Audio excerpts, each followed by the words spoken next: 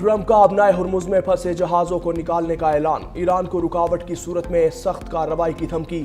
امریکی صدر نے اقدام کو انسانی ہمدردی اور آپریشن فریڈم قرار دیتے ہوئے کہا، دنیا کے کچھ ممالک نے امریکہ سے اپنے جہاز نکالنے میں مدد مانگی۔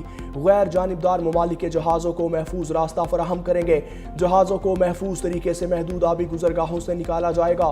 ایران کے ساتھ مثبت مذاکرات جاری ہیں، یہ مذاکرات کسی نتائج پر پہنچ سکتے ہیں۔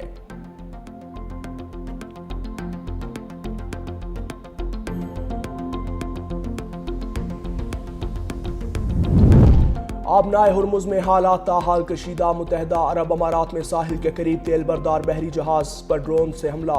واقعہ فجیرہ سے تقریباً 78 نوٹیکل میل شمال میں پیش آیا، تاہم تمام عملہ محفوظ رہا۔ حکام کا بحری جہازوں کو علاقے میں احتیاط کا مشورہ۔ برطانوی میری ٹائم نے ہدایت کی ہے کہ بحری جہاز محفوظ نیویگیشن کو یقینی بنانے کے لیے عمانی حکام سے VHF چینل 16 کے ذریعے رابطہ رکھیں اور ٹریفک سپریشن اسکیم کے بجائے عمان کی علاقائی سمندری حدود کے جنوبی راستے کو ترجیح دیں تاکہ ممکنہ خطرات سے بچا جا سکے۔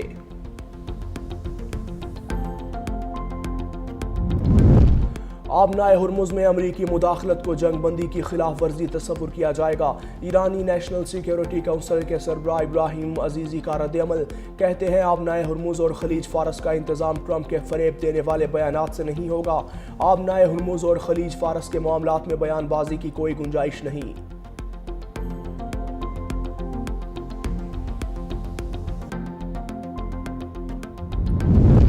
امریکہ نے قبضے میں لیا گیا ایرانی بحری جہاز عملے سمیت پاکستان پہنچا دیا۔ امریکی سینٹ کوم کی تصدیق، جہاز کو پاکستان کے راستے واپس ایران بھیجا جائے گا۔ امریکی میڈیا کے مطابق ویتوسکا پر موجود 22 افراد کو پاکستان منتقل کیا۔ ترجمان پاکستان دفتر خارجہ کا کہنا ہے ایرانی عملے کو آج ایران کے حوالے کیا جائے گا۔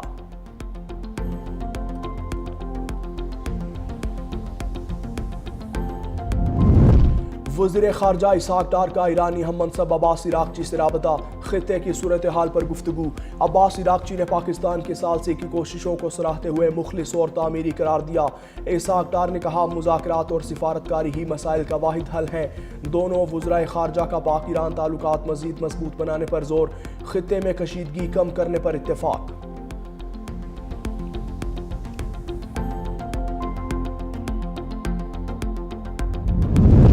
ایران میں اسرائیلی خفیہ ایجنسی موساد سے تعلق اور پرتشدد سرگرمیوں میں ملوث 3 ملزمان کو سزائے موت دے دی گئی۔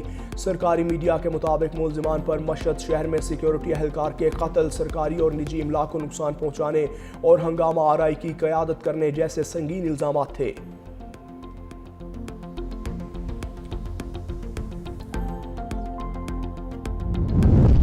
متحدہ عرب امارات کی اوپیک تنظیم سے علیحدگی کے بعد رکن ممالک کا بڑا فیصلہ۔ سعودی عرب، روس، عراق، کویت، قازقستان، الجزائر اور عمان سمیت 7 رکن ممالک جون 2026 سے اپنی اپنی یومیہ تیل کی پیداوار 1,88,000 بیرل مزید بڑھائیں گے۔ اقدام کا مقصد تیل کی عالمی منڈی کو مستحکم رکھنے کے لیے پیداواری صلاحیت برقرار رکھنا ہے۔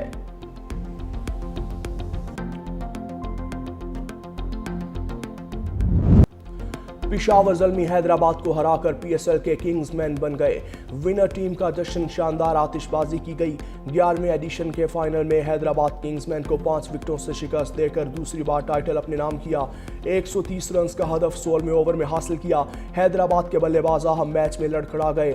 7 بیٹسمین ڈبل فیگر میں بھی نہ جا سکے۔ سائم ایوب 54 رنز کے ساتھ نمایاں، کپتان لبوشین 20، عثمان خان 8، عرفان خان 1 رنز بنا کر چلتے بنے۔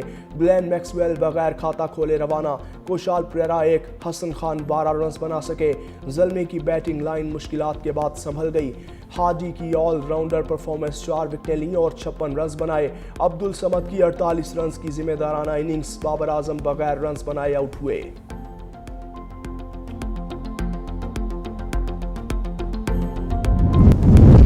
محسن نقوی کا اگلے سال PSL میں نئے وینیوز شامل کرنے کا اعلان۔ چیئرمین PCB محسن نقوی نے میڈیا سے گفتگو میں کہا، زندہ دلانے لاہور کی کرکٹ سے محبت دیکھ کر بہت متاثر ہوا۔ شائقین کرکٹ نے دونوں ٹیمز کو دل کھول کر داد دی اور کھیل کو بھرپور انجوائے کیا۔ لاہور کے شہریوں نے ثابت کر دیا کہ وہ کرکٹ کے کھیل سے والہانہ لگاؤ رکھتے ہیں۔ چیئرمین PCB نے کہا، وزیر اعظم سے کراؤڈ کی اجازت لینا مشکل تھا۔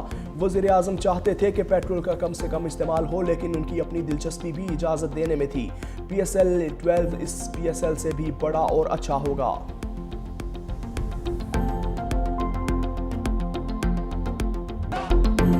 मार्का हक और ऑपरेशन बुनियानुल मुरसूस में फतह का 1 साल मुकम्मल। गंडा सिंह बॉर्डर कसूर में शानदार तकरीब का इनेकाद। कौमी जज्बे से सरशार हज़ारों तलबा, असातिज़ा, वुकला, पुलिस, सिविल मुलाज़मीन और आम शहरियों की शिरकत। शुरका के सब सिलाली पाकिस्तानी परचम थामे मुल्क और पाक फौज के हक में नारे।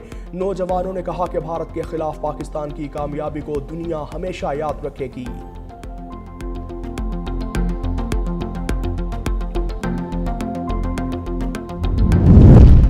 इस्लामाबाद हाई कोर्ट से ट्रांसफर होने वाले जस्टिस मोहसिन अख्तर कियानी ने लाहौर हाई कोर्ट में काम का आगाज कर दिया। बच्ची की वालिदा हुमैरा बीबी की दरख्वास्त पर समात। जस्टिस मोहसिन अख्तर कियानी ने 15 साला बच्ची ज़ैनब को रोस्ट्रम पर बुला लिया। इस्तफसार किया कि आप वालिद से मिलना चाहती हो। ज़ैनब ने जवाब दिया, मैं वालिद से कभी नहीं मिलना चाहती, मेरी माँ ने मुझे पाला। वालिद ने 10 साल पहले उन्हें तलाक दी थी। जस्टिस मोहसिन अख्तर कियानी ने कहा, कम अज़ कम एक बार तो वालिद से मिल ले। अगर आपको सोचने का एक मौका दे दिया जाए तो कुछ हो सकता है। बच्ची ने जवाब दिया, नहीं, मुझे वालिद से मिलना ही नहीं। जस्टिस मोहसिन अख्तर कियानी ने रिमार्क्स दिए, बच्ची को मुलाकात के लिए कोई फोर्स नहीं करेगा। मुलाकात ना करने पर बच्ची के वारंट जारी नहीं होंगे। लाहौर हाई कोर्ट ने ट्रायल कोर्ट का बच्ची से बाप की मुलाकात का शेड्यूल जारी करने का फैसला मुअत्तल करने की इस्तदा मुस्तरद कर दी। दरख्वास्त पर कार्रवाई 16 मई तक मुलतवी कर दी गई। 190 मिलियन पाउंड केस में इस्लामाबाद हाई कोर्ट का बड़ा फैसला। अदालत ने बानी पीटीआई और बुशरा बीबी की सजा मुअत्तली की दरख्वास्तें गैर मुअस्सर करार दे दी। मरकजी अपीलें 7 मई को समाअत के लिए मुकर्रर। इस्लामाबाद हाई कोर्ट ने महफूज फैसला जारी कर दिया।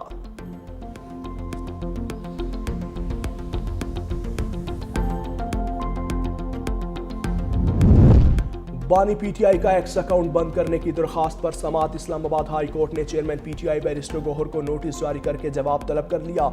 बानी से सलमान अकरम राजा की मुलाकात ना करवाने पर तौहीन अदालत केस में भी जेल हुकाम से जवाब तलब।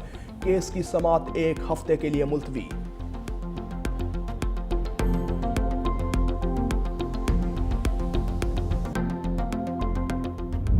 पार्टी में है सदाकत, हम ना समझे या हाँ समझे। खुदा का खौफ करें, पार्टी का कोई वास्ता ही नहीं है, लेने देने का कोई। सदर पीटीआई चौधरी परवेज इलाही की पीपल्स पार्टी में जाने की तरदीद।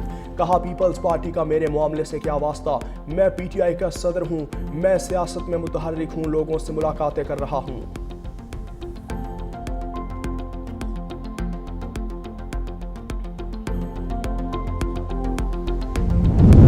कराची हब नदी में डूबने वाले 3 नौजवानों की नमाज जनाजा अदा। 21 साला हारिस, 20 साला हुजैफा और 18 साला अदीब शामिल।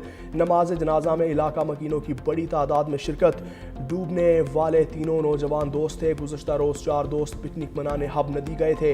एक डूबा तो दूसरे ने उसे बचाने के लिए छलांग लगा दी।